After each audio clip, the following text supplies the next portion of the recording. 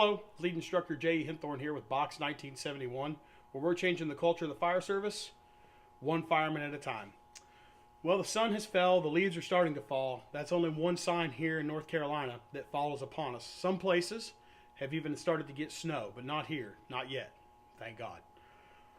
What we want to talk about here in November is something that's kind of come up in a few classes that we've taught here in the late summer, early fall of 2017, and that's shocking and setting a door.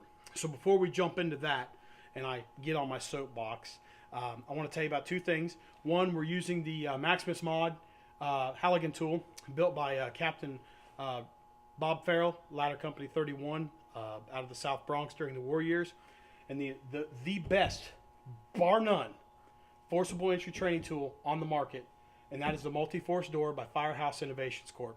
It's built by Mike Perrone. He's retired FDNY, Ladder Company 175. If you don't have this door, you're doing your members a disservice. This door is absolutely amazing. There are too many things to talk about. We're not here to talk about Mike's door. If you want questions answered, call Mike himself. He's got a Facebook page. He's got a website. Call Mike. He'd love to talk forcible entry with you. All right, now, time to step on my soapbox. Just for a minute. I promise it won't hurt. The first thing we're taught to do, rule number one in forcible entry, is to try before we pry, okay? So we come up and we realize, oh, door's locked. Okay. Some instructors would have you do this technique. Grab your tool like this or like this. Dealer's choice, I wouldn't do either. And they want you to shock or set or flex the door, okay? So you'd hit it high, medium, and low. And what this does is you're supposed to look for flex on the jamb to see where the locks are, okay? Sounds great in theory, terrible in real life, okay? When I come up here and go, oh, the door is locked, I've got smoke pushing from the eaves, what I have on the other side of the door, I've got a fire. If I'm on the other side of the door, I don't want you wasting any time. I want you to be so proficient in pulling hoses and forcing doors and throwing portable ladders that it's like second nature to you, okay? If you have to come out and go, did I check high, medium, and low? Oh, okay. Or how about this? Let's do it the right way. We come up, door's locked. We get our gap. We set our tool, okay?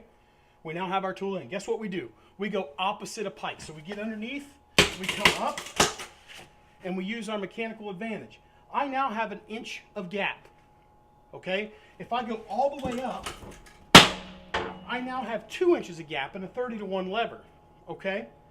Do I really need to see where the flex is at on the door? Because after all, if you remember, Firemanship 101, how far do locks really go in? Sometimes an inch, inch and a half. This is going to defeat it and pull it out. And then we can still have door control. That's something that's so amazingly, that's just like passing people by, is that this is the entrance point of flow path. Besides windows, we have to control this, okay? So we don't want to take our tool and go through a hollow core door, which if you've ever been to the ghetto, they sometimes put those on the outward door because that's all they can afford. Or if you take the other end of it and you take this 8-pound tool and you ram it through, what have you now done to the door? Remember, property conservation expert, task master, being able to do your job proficiently and with a dedicated passion.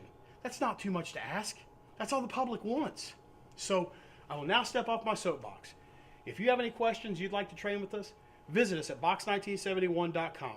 Remember, if they've told you that they've crawled down more hallways than cockroaches, chances are you need to find somebody else to teach you how to do the job. Take care, be safe, have fun.